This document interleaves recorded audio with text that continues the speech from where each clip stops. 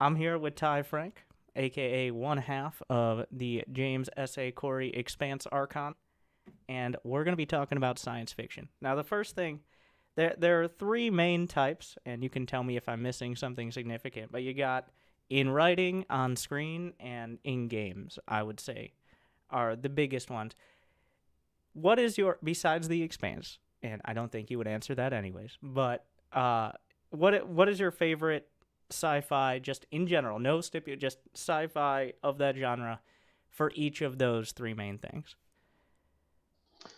Oh, wow. I would say on screen, probably the most influential sci-fi thing for me is the movie Alien, Ridley Scott's masterpiece of sci-fi horror. There's a lot of DNA from Alien in The Expanse. I just love the idea of truckers in space fighting unknowable cosmic horrors. Um, That's part of your show, like a it is part of my show. little bit less on the nose, but My favorite science fiction writer of all time is Roger Zelazny. Um, Lord of Light is my favorite science fiction book of all time. But another book by Alfred Bester called The Stars My Destination is incredibly formative for The Expanse.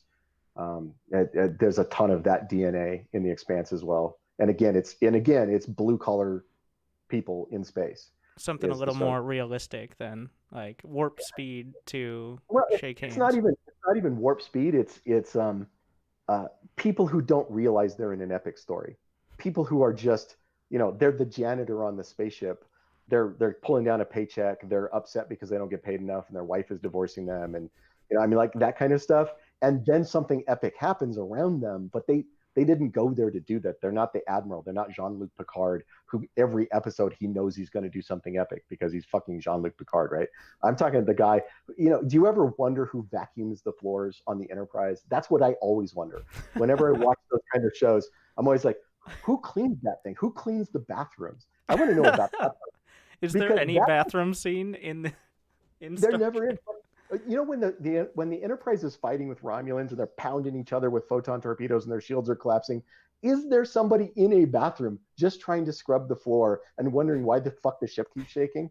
Like that's the guy I want to know about. I love that guy. So Stars My Destination is another one of those kind of things. And then in games, my absolute favorite video game of all time, I think the most genius video game of all time is System Shock. Um, Warren Spector's masterpiece from the 90s. Yeah. I will admit of as a slightly younger person, a lot of these things are new things I'm gonna have to check out. Yeah, well, Uh, I'm old as shit. and I've got to ask the obligatory as I play Starcraft. Tell me about you in Starcraft.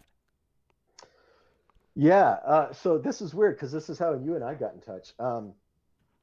So I played StarCraft like the first one when it came out. I played a little bit online, but as you know, to get good requires a massive dedication of time. And unfortunately, I was a person with a job, so I never really got very good. But my friend Raja and I, like years later, started talking about watching StarCraft 2 tournaments. And he was much more into it than I was. He was playing in like a local league, so I started watching tournaments with him and kind of got back into it from a spectator perspective. And then I was looking for a specific match on YouTube and ran into one of Loco's videos. I've heard of him. And yeah, and so I was watching that and I was like, oh, this is cool. This guy's commenting on the video and that was fun. And then one of the recommended videos was one of your Bronze League Hero videos. And I watched that. It just, having seen most of the Bronze League Hero now, it was one of the funniest ones. It's probably why it's been watched so much and got recommended. So I Any laughed idea my which ass. one it was? It is the one in which you yell out, "It's time for the two Marine counterattack." Which is I, like I don't, I don't know which one that they're was, all but amazing. You guys got to go watch them all to find it. that made me laugh my ass off. Um, so I reached out to Raj and said, have you watched this guy? And he said, oh, I think I have. And then we started, we were talking back and forth about the funnier Bronze League Hero games. Um, that's pretty much it. It was all on YouTube. And then I don't remember, like, I think I emailed you. I was like, hey, I've been watching your videos and Yeah, you that was literally about 2 weeks after I finished all the Expanse books, so that was quite a timing. So I just decided to read them because I heard season 4 was happening. So I'm like, maybe I should catch up on this. So So for me, StarCraft 2 is a spectator sport. I'm not nearly young, agile, or free-timed enough to get good at it. But I can watch the big tournaments. My friend Raja is a big Scarlet fan, so I've watched all her games with him. He's a big Maru fan, so I think I've watched all of Maru's games. And then I've watched a lot of Sarah because my friend Raja played or there's a lot of did. Cyril to watch. There's a lot of Cyril to watch, and he played Zerg, so we watched a lot of Cyril. But I think I said to you, watching Cyril's like watching an AI play. So it's a little less. It's getting It's you're amazing in the how good camp. he It's is, getting a but it's little not boring. Like I don't. not exciting to watch him. Like I love watching the players who get like triggered and upset and then lose the next 3 matches because they're emotionally upset. That will never happen with Cyril. The most you'll ever get with Cyril is like a slight downturn of one eyelid. Every once in a while he'll smile, and if he wins a tournament, you might get a fist pump like that. You might get one, but just from a story perspective, how do you feel about StarCraft as sci-fi? I definitely think it's more in the realm of science fantasy than science fiction, but just touch on that for a minute. Um, Have you played the StarCraft 2 campaign? I assume you played StarCraft 1. I played the free one, which I guess Wings is of the first. Liberty? Yeah. Yeah, I played that one. Um, and I kicked its ass because I played it on the easiest setting, so I crushed that shit. I'm pretty sure Uh, you could go like out to the bar, have a few drinks, come back, and still beat most of the missions. But hey man, story. don't downplay my achievement, man. But the truth is, StarCraft isn't about the story. It's not. I mean, they have a story to sort of loosely tie all the. They need a story where all of the races fight against each other, and all of the races are at various times allied with each other. So you're kind of It does a story fall a little driven by more into plot. the like, well, there's this super advanced alien who now dictates the entire plot point. And Well, also and, everybody needs to stop ignoring Zeratul. God damn it. and then we would and the solve super most of it. advanced alien looks like Cthulhu. That So like that's and cool. no, I like cosmic horror. spoilers, guys. I don't. All right. So, with I want to go more into the backstory of the Expanse. We talked about this during the episode, but so the Expanse, while obviously not being a utopia, we've survived. Um, any of the what is it? It's set in. Is it the 2200s? What is Depends the? on who you ask. Isn't We're there a time when it shows a year on it? never, and we Never. never will. It never will. I No. swear it said 2200 somewhere, but it feels like at least a couple hundred years in the future. Yeah. But humanity has survived long enough to get off of Earth, go to Mars, be in the belt, survive in space essentially permanently. Um, so are there any like I don't know if you want to speak on it or anything like that. Are there any major, like, is there a World War III type of situation? Are there any major catalyzing events before we establish a Mars colony that affect today, even if they aren't spelled out or part of the show? Is there anything like that you have in your head? No, I mean it's the ecological disaster of global warming is a big driver in a lot of the political and economic changes that occur on Earth before they start doing a lot of colonizing. So there is a well, you can see in all the shots. It's very on the nose from the start. I think like the season 1, you see the Statue of Liberty with a seawall like 50 meters high around it, which really sets the scene. But they've kind of established that.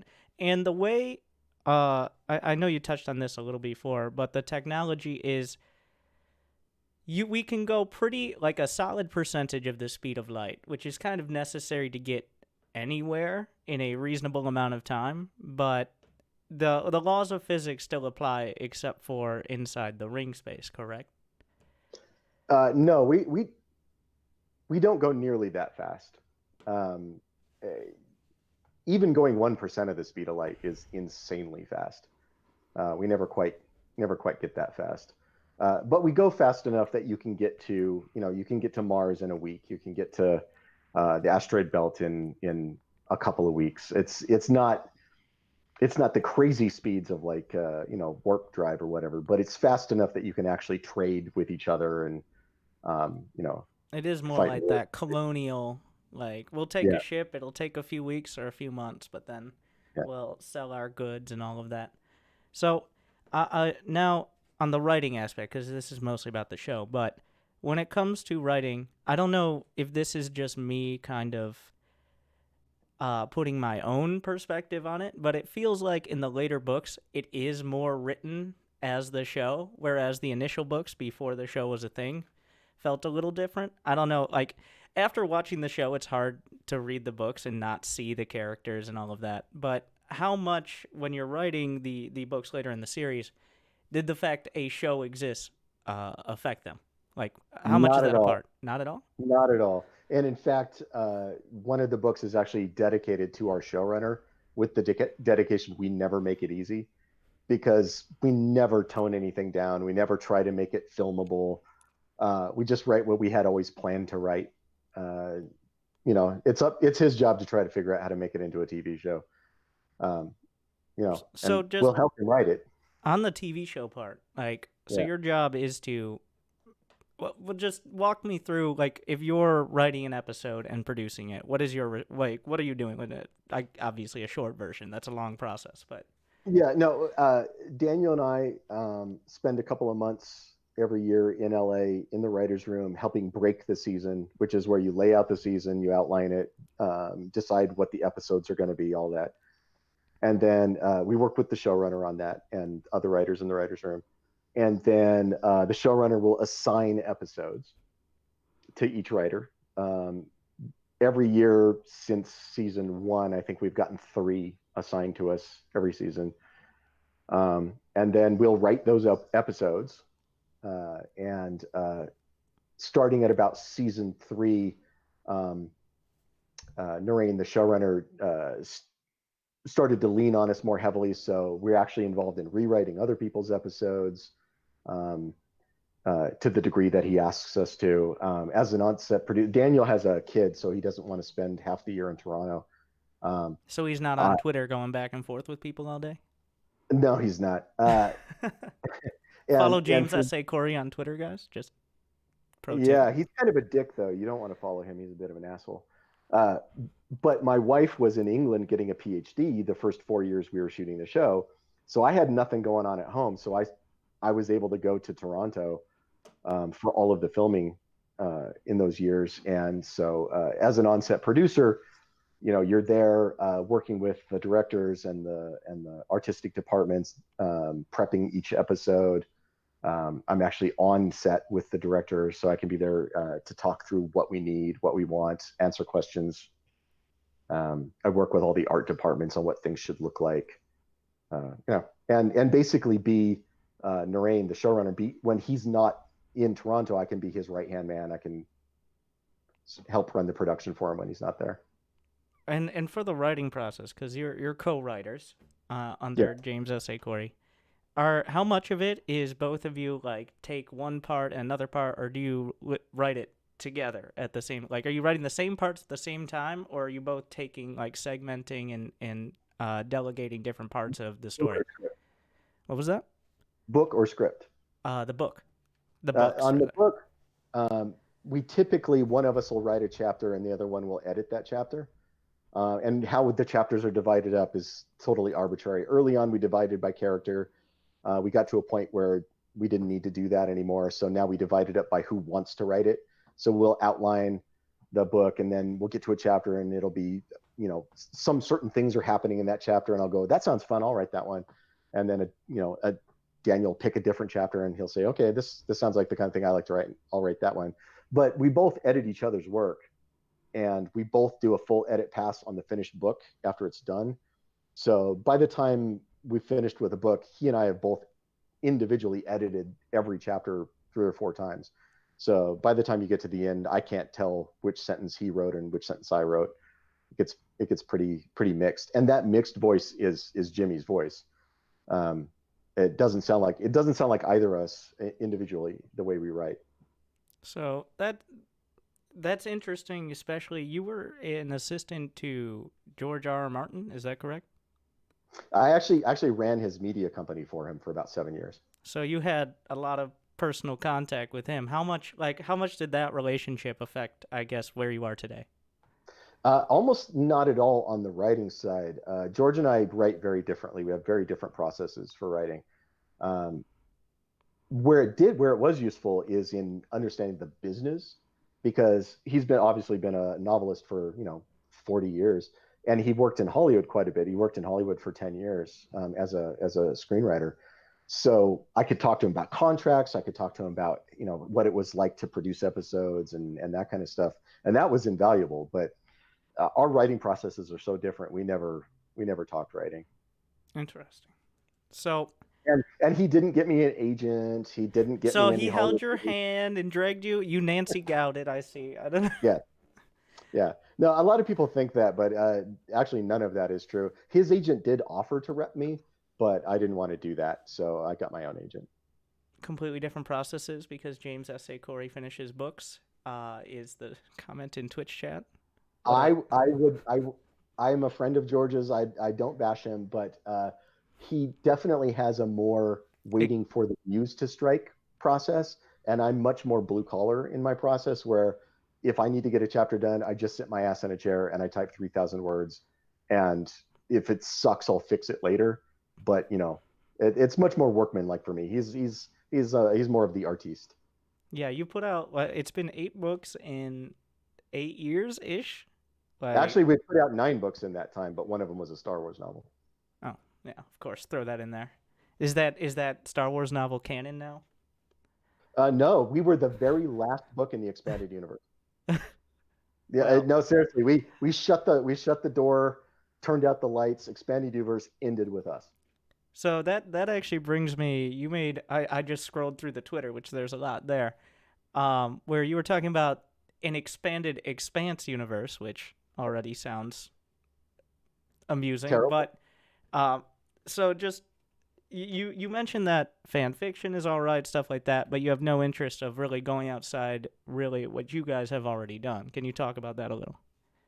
Yeah, I have no interest in letting other people write in my universe, at least on the novel side. Obviously, there's other screenwriters writing for the show, but the show is a different collaboration. I understand that, and that's fine. I don't have any problem with that. But the books are Daniel and me, and it'll always just be Daniel and me. So if he wants to write an Expanse book after we stop working together, whatever, we'll talk it out.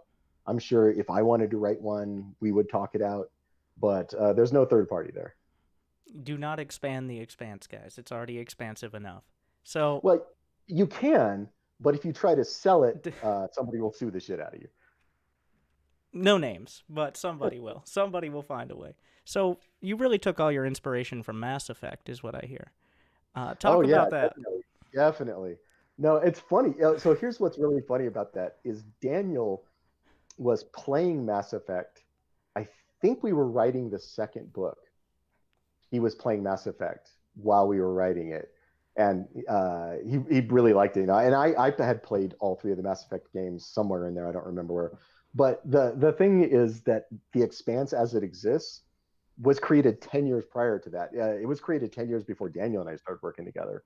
It was actually a pitch for a video game uh, like 18 years ago that totally failed, or 15 years ago, however long Well, ago it there was was. StarCraft already, so Yeah, no, the StarCraft existed for sure. what kind of game was it pitched to be? Uh, it was a Chinese company wanted to make an MMO, and a friend of mine asked me to help her develop a pitch for them. They really liked it, but then when they discovered that it was going to cost $100 million to make, they sort of backed away slowly. I feel like And that's something you could have figured out beforehand. But so wait, the yeah, Expanse came from that pitch. it did, yeah. So it And did then come from something gaming related it originally. totally did. I've told that story a million times.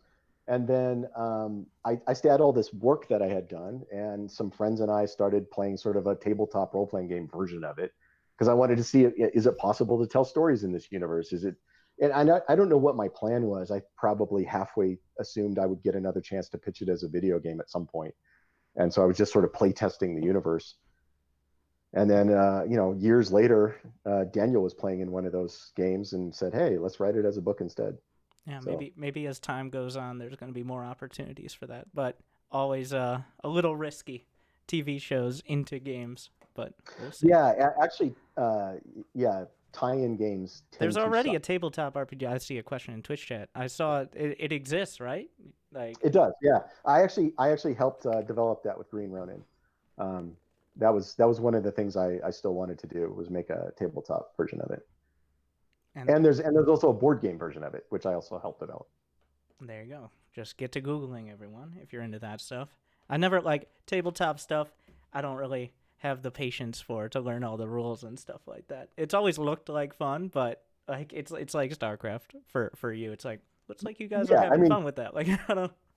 yeah, it says the guy who can quote the damage output of every unit I in can't StarCraft. though. The thing is, On the, I yeah, can't. I've heard you, dude. I just spitball it. I have like some fun facts. I got sound bites. That's about it. But like it's a lot of I don't even know how long it takes to build a You robotics facility. memorize things. You memorize a shit ton of things. You just memorize different things. And you spend 8 hours a day. Hopefully you do. Like, I Yeah. try. Someday. But I think I'm gonna start. If you guys have questions, just at me with your question, and I will pick out some good questions. But one last question from me, and I'll probably throw some more in or add-ons or well, how much research, like scientific research, do you do to for the books and or the show? Like how much is background knowledge and how much is focused research? Well, I did a shit ton of research before I created the initial material. That was many years ago. But I'm an astronomy nerd, so I read a lot of astronomy shit. So that kind of research. There's been a few times when Daniel or I weren't sure how something would work and have reached out to somebody. I've got a little coterie of scientists who I'll work with. I don't know if you guys know who Phil Plait is. Goes by the Bad Astronomer. He's a friend of mine. He'll give me data on uh, astronomy stuff, and then I know some guys who work out at Los Alamos Labs, and every now and then I'll have like a really complicated math problem or something like that, and one of them will help me with that. So sound in space.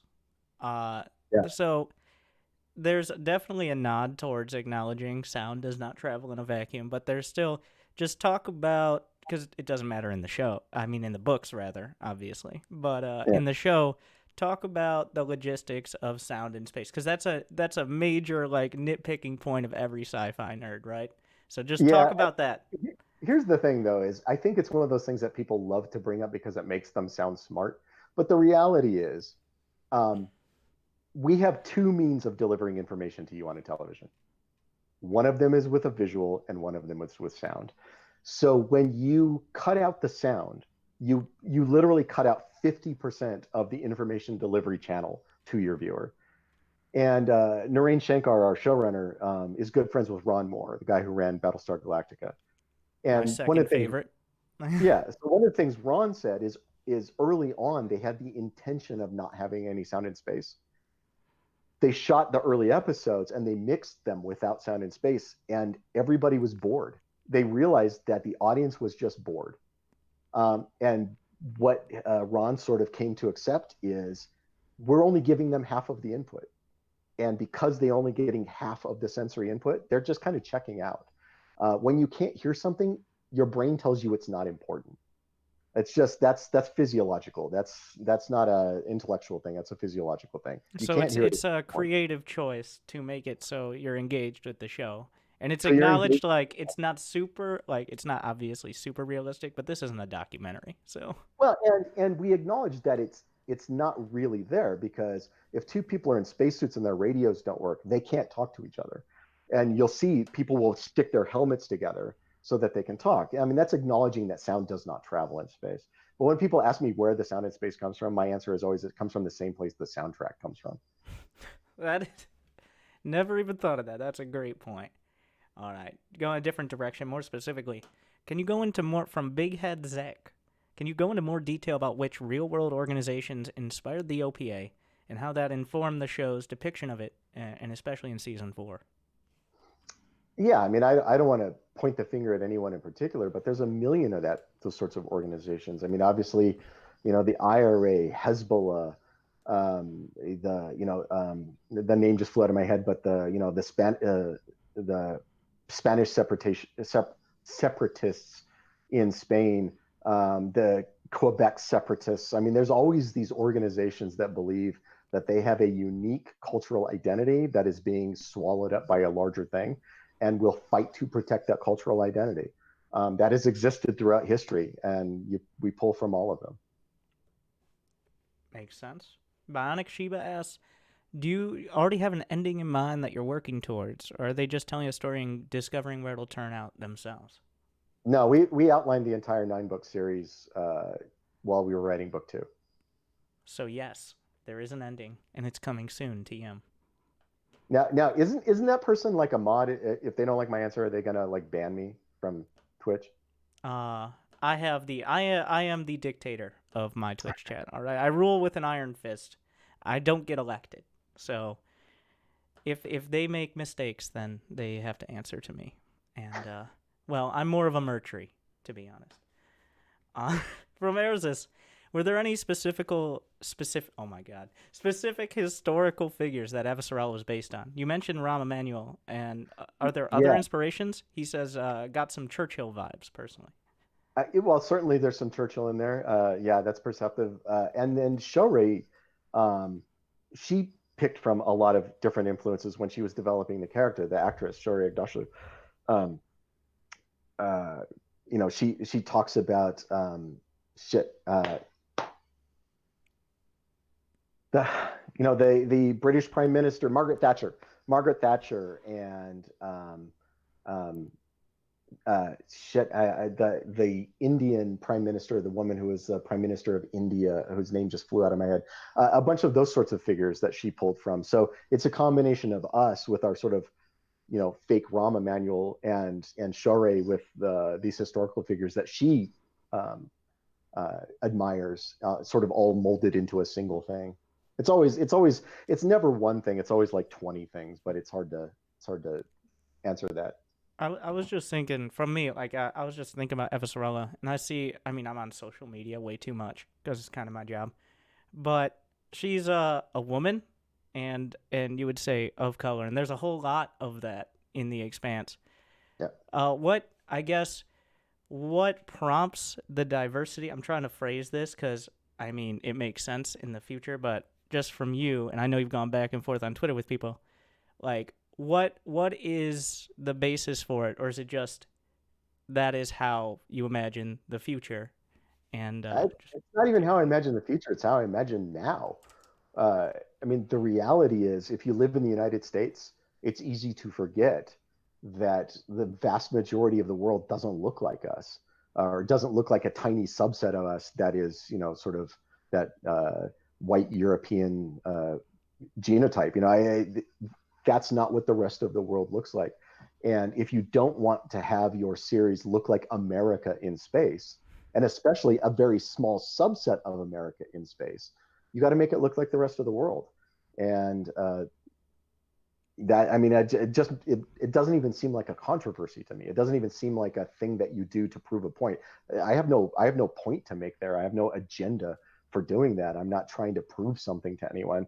I just want my future to look at least as colorful as the reality now does. I think Uh, well I that was me trying to do the devil's advocate questions from social media, but I think immediately you get the feel of like, oh, it's a world culture. Because you see yeah, her, she's wearing the traditional garb, and then she's like, who's this motherfucker? Like, right.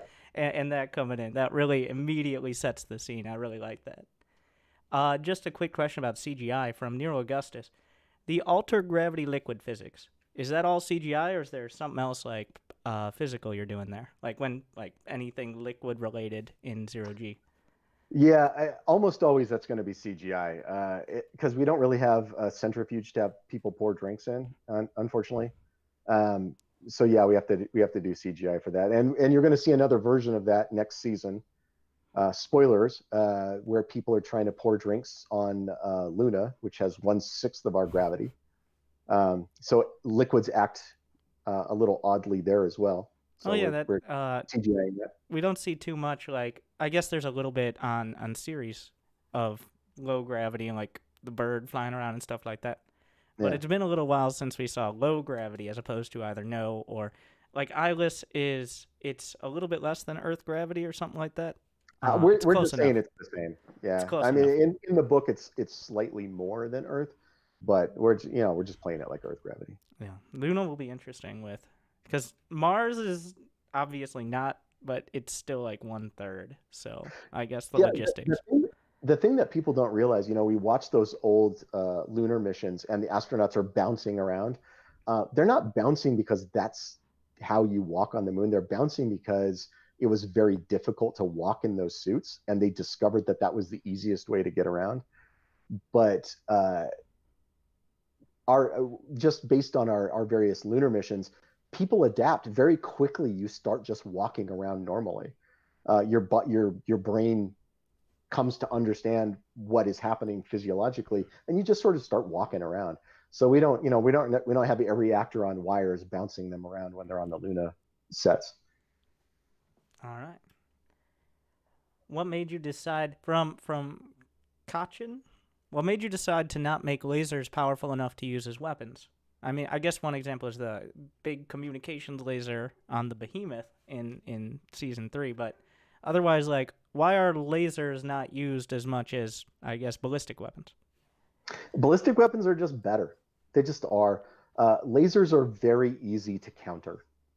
Uh, there's just too many ways to disrupt or scatter or and the thing with the lasers, you have to keep it on the same location long enough for it to heat that location up and burn through. It's just a pain in the ass. It's not like Star Wars. It's not like you fire a bolt of laser that explodes when it hits something. It has to be on something long enough to heat it up.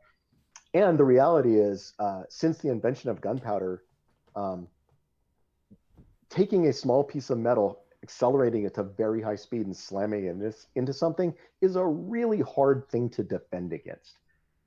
And it's very effective. So we're just going to keep throwing projectiles at each other. Bigger and pointier sticks at higher speeds, and we'll just keep Yeah. going on that. Yeah. And If you take the same amount of energy that you would use powering a laser, which is easy to block with like a smoke cloud, like you just throw a high albedo smoke cloud in front of a laser and it scatters into irrelevance. You take that same amount of power and you put it into a railgun and hurl a chunk of tungsten. It's way more effective and very hard to block with smoke. I guess that leads into nuclear weapons. Um, they are considered the ultimate weapon on Earth, of course, partially because of the fallout. But there's a lot of drama around nuclear weapons, but they're not the be all end all. Can you just speak on why you can't just lob nukes at your enemy and make that your solution? Well, I mean, you can if you hit their ship with a nuke, it's really bad for them. Uh, but there's no shockwave. If you're not within the actual blast radius of the explosive itself, of the nuclear blast itself, nothing happens other than a lot of radiation. And obviously, ships would have to be very hardened against radiation just to fly around in space anyway. So it's not, if you land a big nuke within, 50 miles of your target here on Earth, the blast wave of hyper accelerated air, blows you apart. If a nuke goes off and you're not within the actual fireball, nothing really happens. There's no shockwave. So yeah, I mean, if it touches you, if it gets close enough for you to be inside the blast radius, yeah, you're fucked. But you got to be pretty precise with them. And missiles can be shot down. That's the whole thing. We got all of our ships that are just bristling with point defense cannons, shooting down everything coming near. And someone asked, like, if you shoot a railgun shot and it misses, what happens? It just goes forever. And I mean, there's a I great mean, moment in Halo. Everybody's played Halo, right? Where the sergeant describes what happens when you fire a Mac gun. Well, the Mac guns are basically rail guns, and what happens to whoever you accidentally hit with a Mac round. It's the same thing. I, Isaac Newton is the most deadly son of a bitch in space. except for in the ring space. But um, when it comes to the laws of physics, can you? This is another part of it is the acceleration and deceleration and g forces and how they affect the characters and just really the plot design of the show. I don't know if I have a question at the end of this, but just can you speak a little more on the logistics of the universe? And it becomes like in the later books a little more apparent, but essentially everyone can see each other at all times, but it comes down to whether or not you can get to a certain point in the solar system or something like that. So how much, I guess, creative license do you give on the logistics of that? I'm not sure I understand the question. The Yeah, logistics it's a of tough, which? like, so in order to find another spaceship in Yeah, space and get yeah, there, you might be able to see them from a long way away, which is yeah. except for the stealth tech that some people have. Um, how much of the show, especially the show portion, is kind of just allowing that we have the technology to close like it's part of the show where Inaruso's ship is involved. I'm not phrasing this well because I'm not great on the I like to think I am, but not great on the science of it. So I guess talk more about the logistics of getting around in space and what is different than you might expect, like in present day. I Uh, know it's a well, I mean, the thing with flying in space is, and we don't talk about this because it's, it's math and it's boring. But everything is just about changing orbits. Everything is orbiting the sun, and everything in the solar system, unless you achieve solar escape velocity, is orbiting the sun. So everything is changing sort of your orbit to intersect somebody else's orbit. So if you're trying to catch up to another ship, you are trying to speed up or slow down sufficiently to change your orbit around the sun so that it intersects with their orbit. That's everything. Um, but I mean, it's really boring I to show guess them. if the show was in real time, it wouldn't be much of a show. So Well, and the truth is, yeah, some things would take a long time. Um, you sort of you try to our big time jumps for like travel time and thing we try to do in cuts. like Back getting when to Ilis for yeah, the like Rocinante. when we were still on broadcast TV, we'd sort of build some of that into commercial breaks. And then the other thing is you try to build big time jumps into episode breaks. Between one episode and the next, you don't know how much time has passed, so you kind of traveled however long you needed to travel. Yeah, that was a tough question, and I didn't really bring it together very well, but I hope that was enlightening for a couple people. Just a specific question from Everyzig.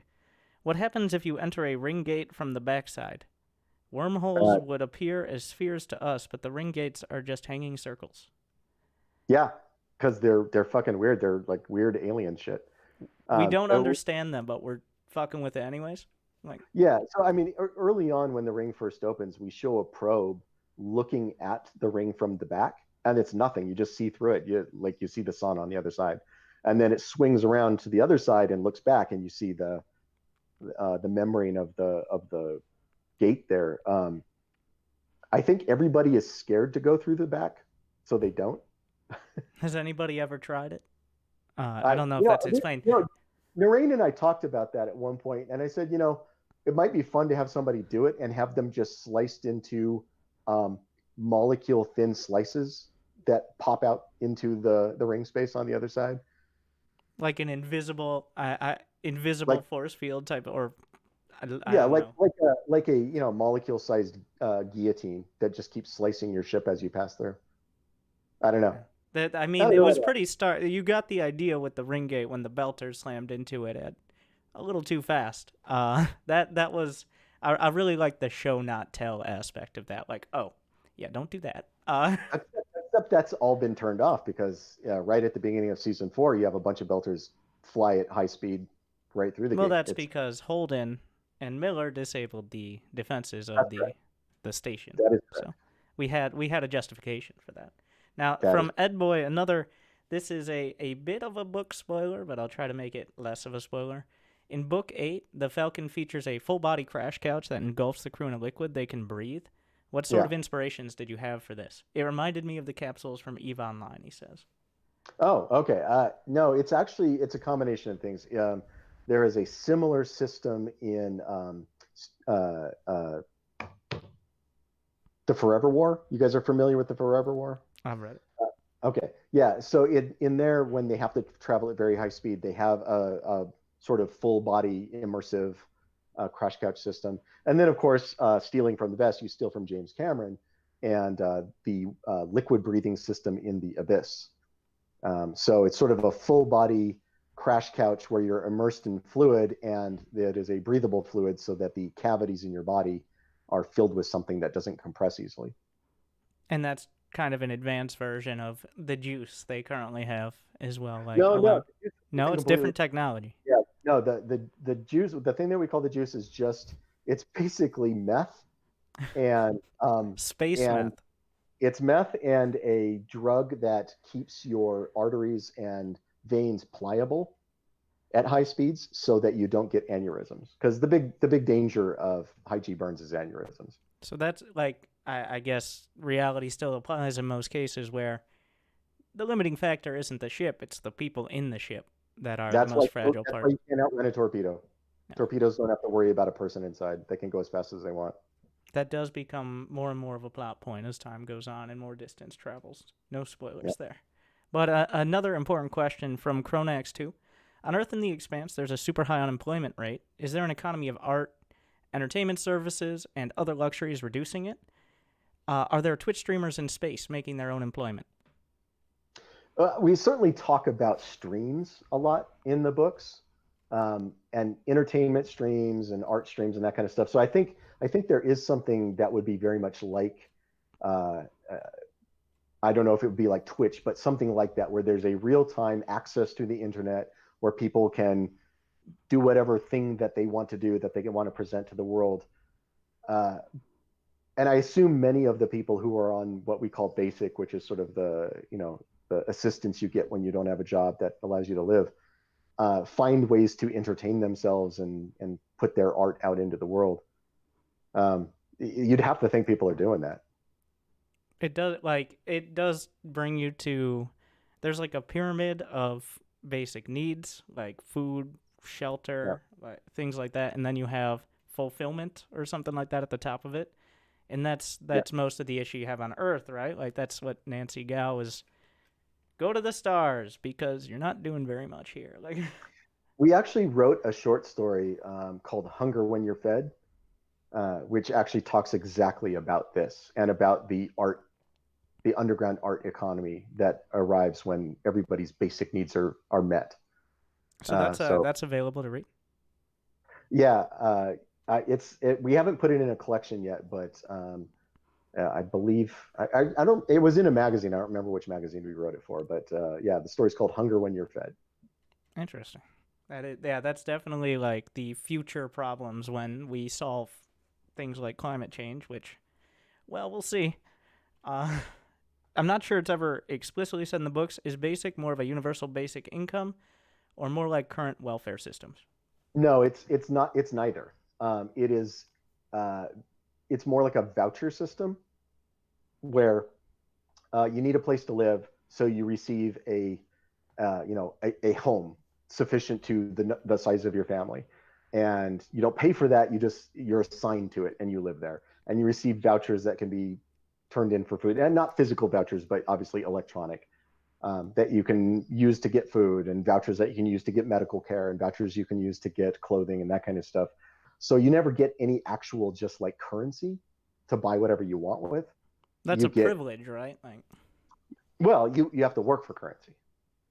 but you Yeah, can't but just of go course, down, pull up your bootstraps, and find a job. Not a legal one, right? well, I mean, some people do find jobs, but the other thing is that we talk about a lot in that sort of ecology is you get a thriving black market economy.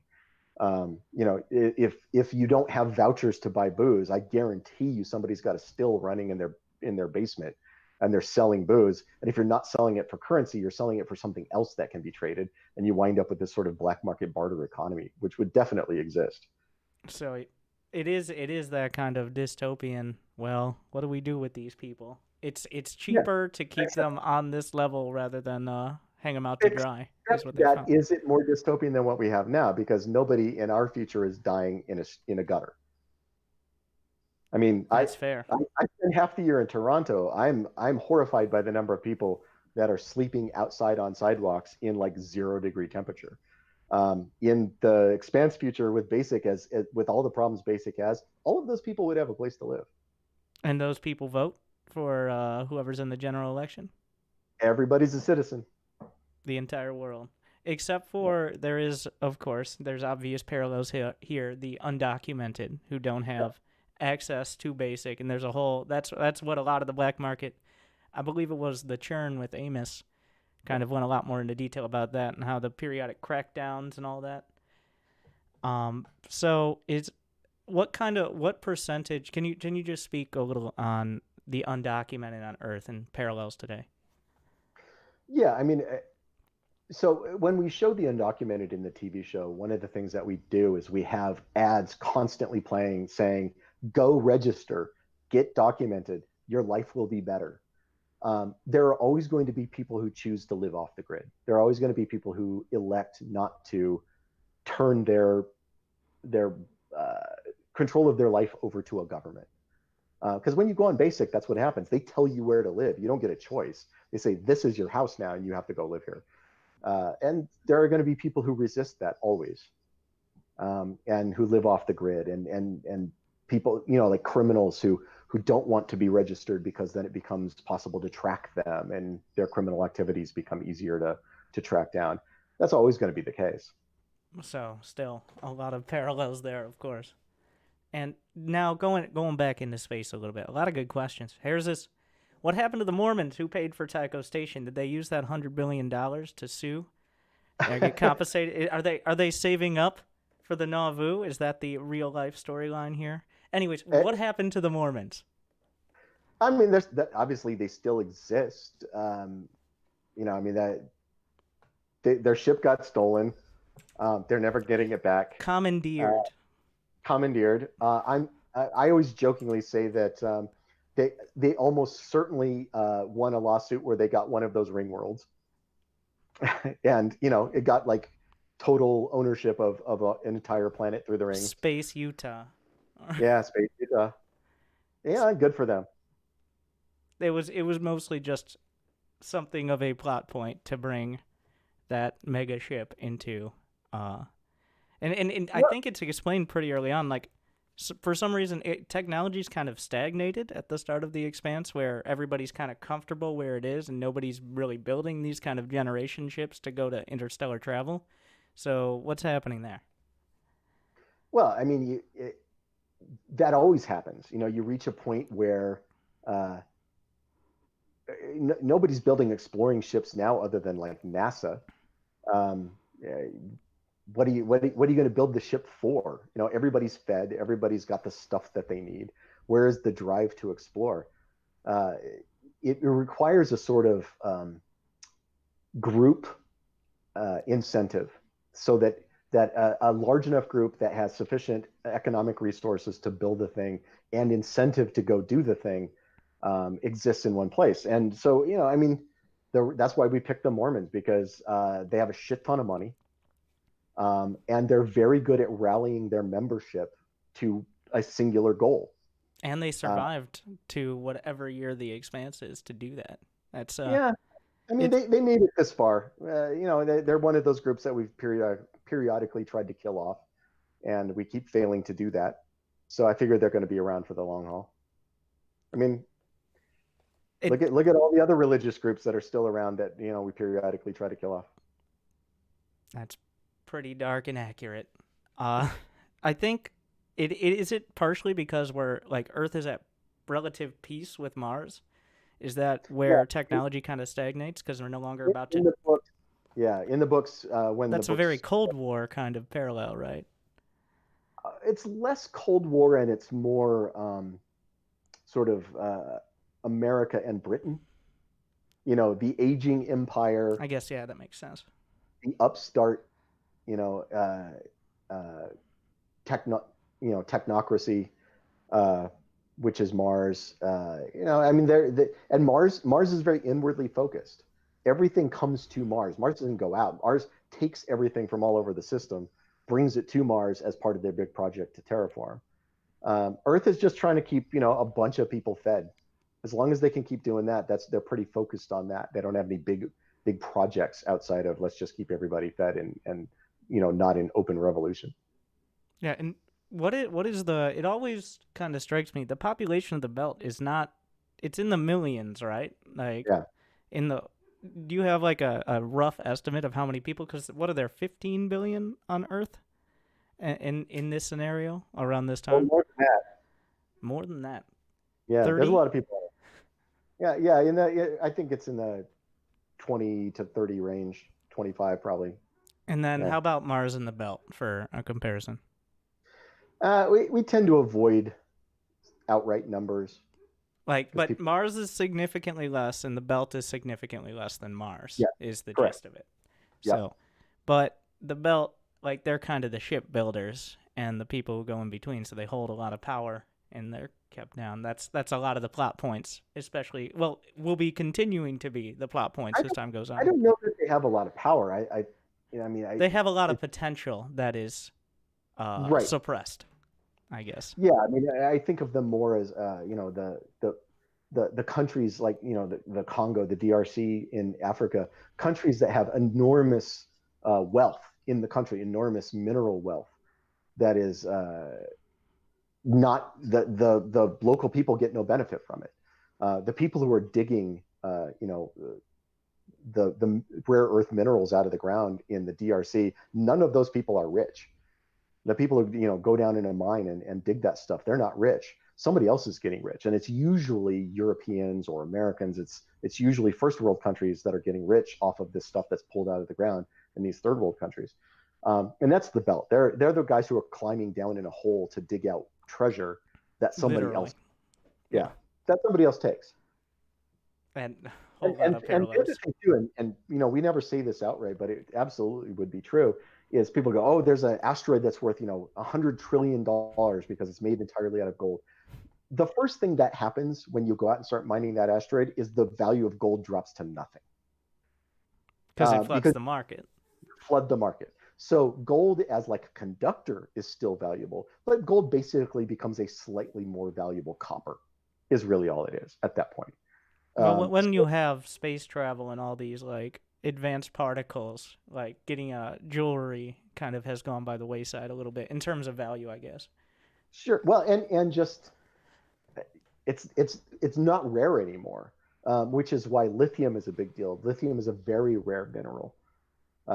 All the lithium in the universe was created in the Big Bang, and we're not creating anymore.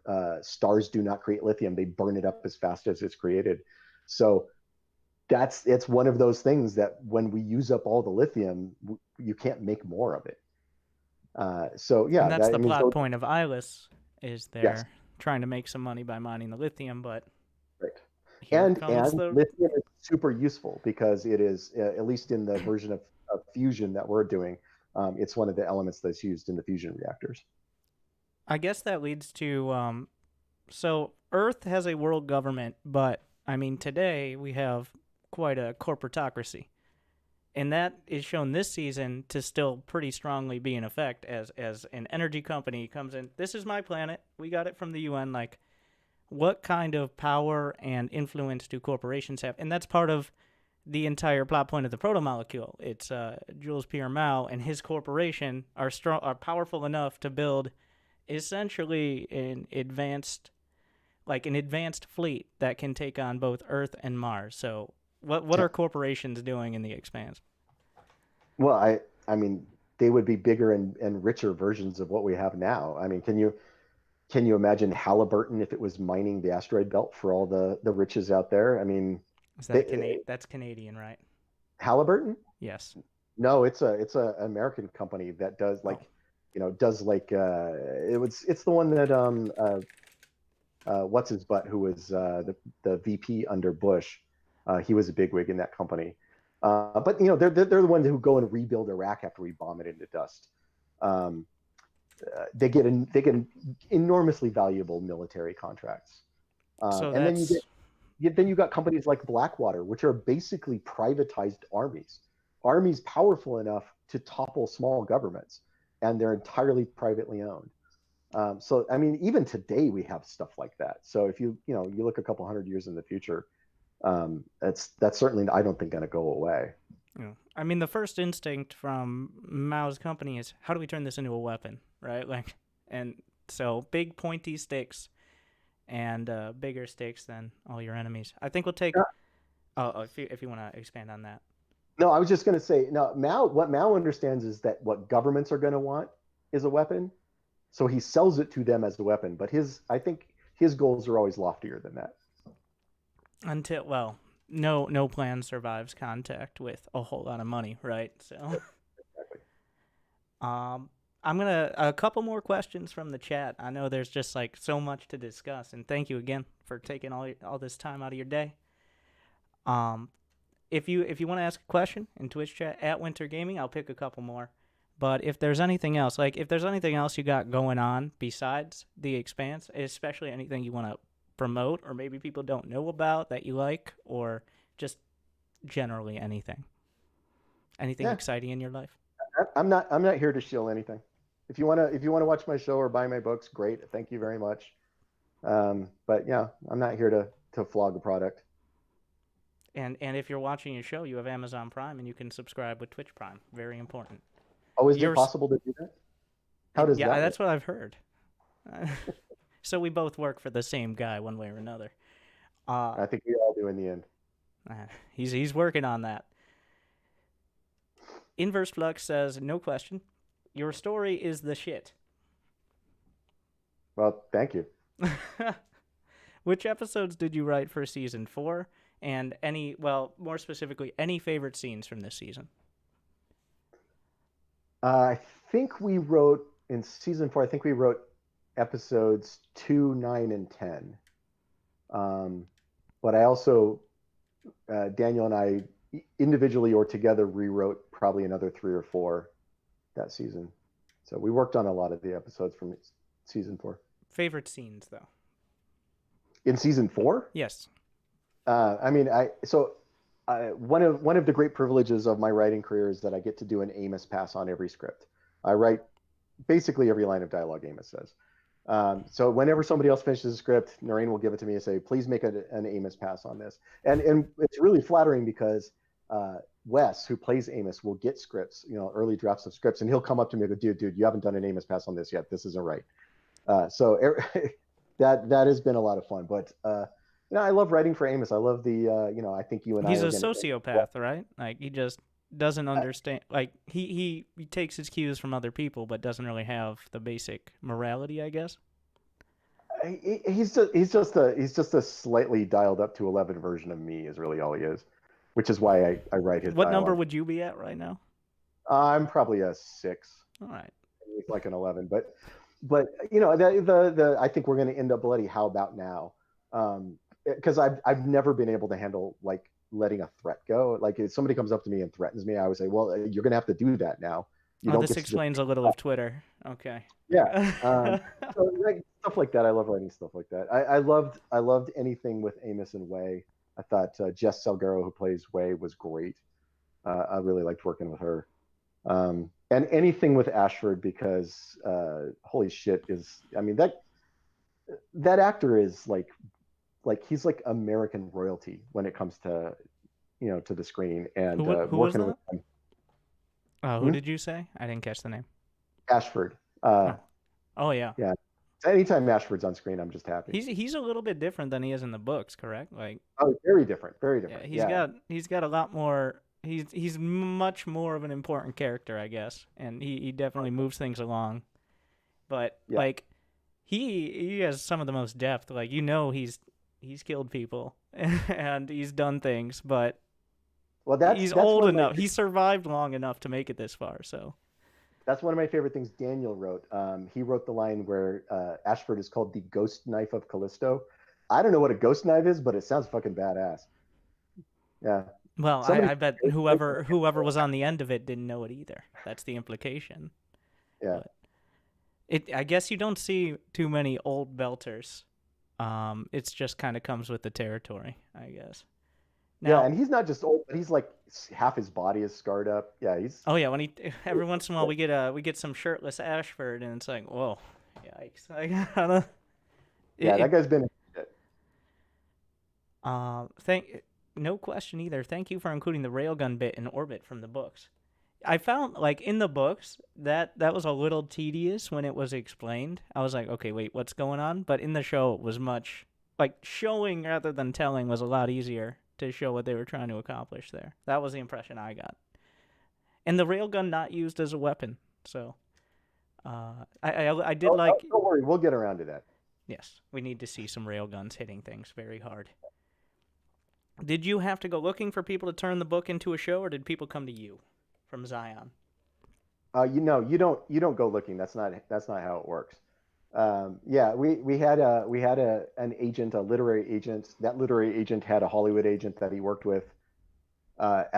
Some point we discovered that people had been reaching out about the license, to the rights, and this agent had been representing us.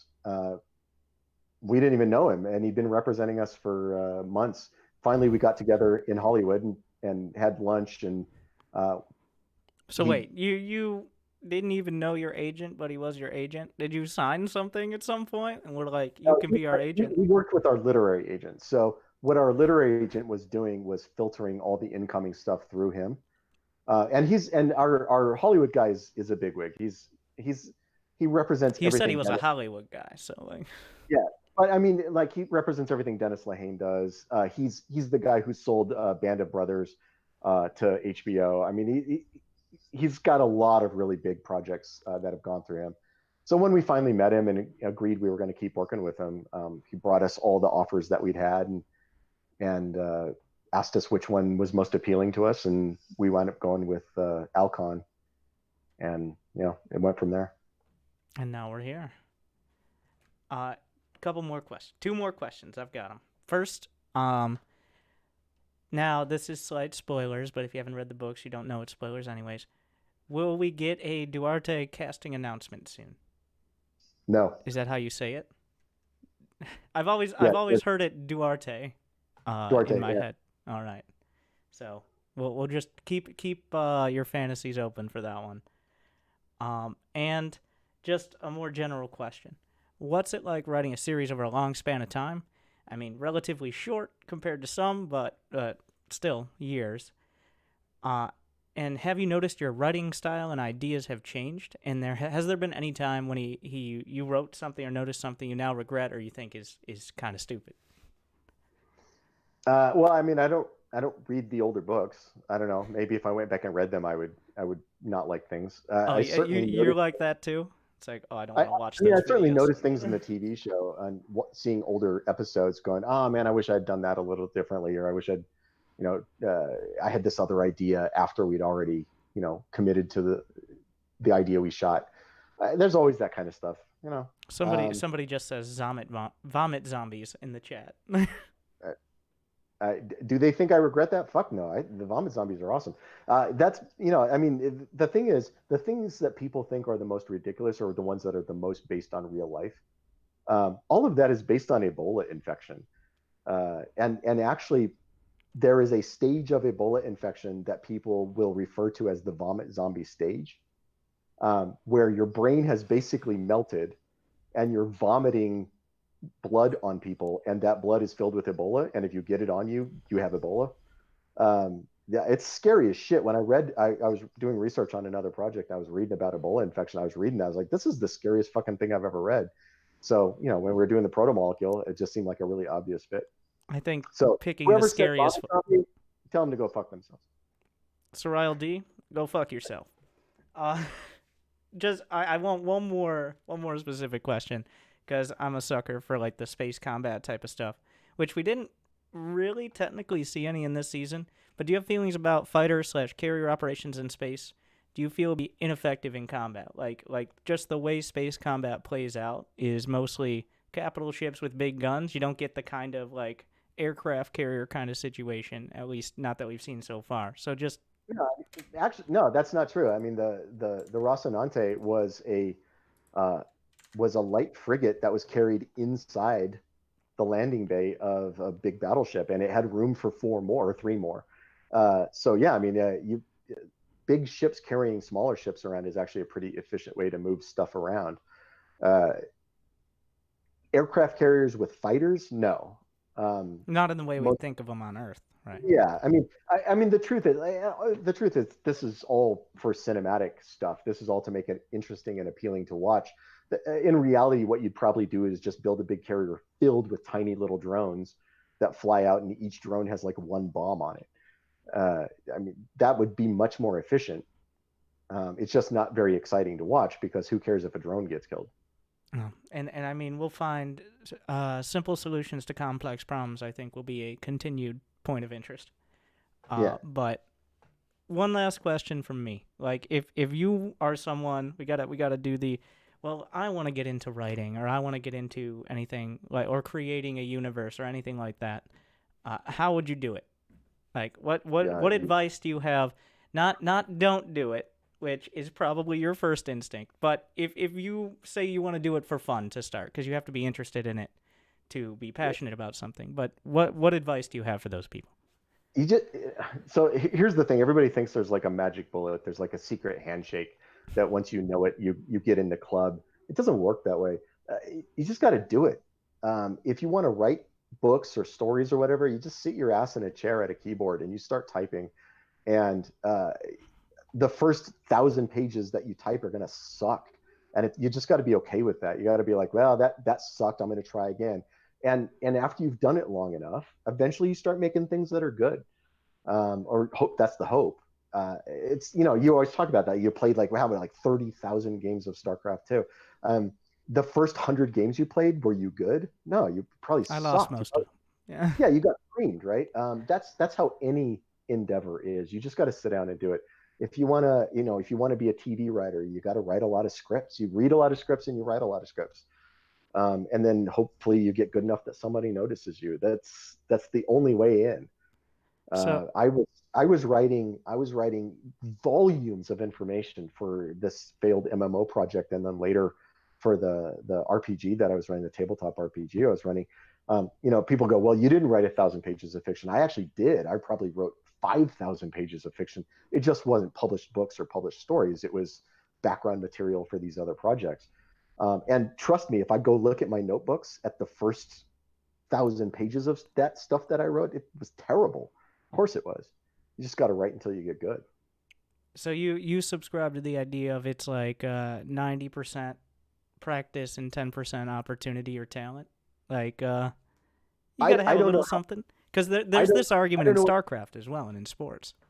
I don't know what the percentage of talent is. I mean, look, the reality is, I could go out and run uh, Z routes all day, and I'm never going to be an NFL receiver. I'm not tall enough. I'm not fast enough. I'm not strong enough. That's never going to happen. So yeah, there are things you can't practice your way into. But the only way you find out if you're going to be good enough is to do it. I think I Shia LaBeouf said that. yeah, you got to go out and try. And maybe you will fail. Most people fail at most things, but if you never try, you'll never know. Well, there you go. I think that's a great place to end it on.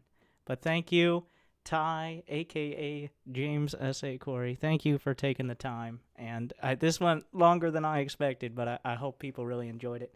And everybody appreciates you taking time out of your day to You answer almost you almost certainly lost 1,000 subscribers with this. 1,000. You think I have that many subscribers? Okay, that's very optimistic. But thank you. And I mean, The Expanse. Google it. If there's anything else where people can find you, and then if you enjoy, maybe write a triggering tweet to him and he'll reply. That's the most reliable way to do it. Criticize the show and tweet at him if you guys want to talk Well, with Ty here. if you want to get muted or blocked, yes. But After not after you, and then, okay. Well, James S.A. Corey on Twitter, as well as The Expanse across Amazon Prime. So, anything else? no, hey, thanks. It was fun, man. Well, thank you. Good luck. Have fun. Well, thank you for all you do, and thanks for talking to me. All right.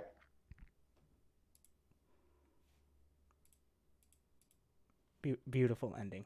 Thank you guys for watching my interview with Ty, the watch party, and all of that. I hope you enjoyed. This will probably make it to YouTube. I'm probably going to split it up into two parts. A less spoiler-oriented part, like this whole discussion, and the episode. We didn't really talk too much about the episode directly. It was more just a platform for conversation. But thank you to Ty, and of course, go watch The Expanse. I mean, come on. If you've gotten this far and you haven't even touched it yet, go buy the books, all of that. You can get the first 3 on Amazon for cheaper than each one individually. Give it a shot. See if you like it. There are 8 books now, and we're going on 9, so you're going to have reading for plenty of time. And thank you guys for watching. Hopefully you enjoyed.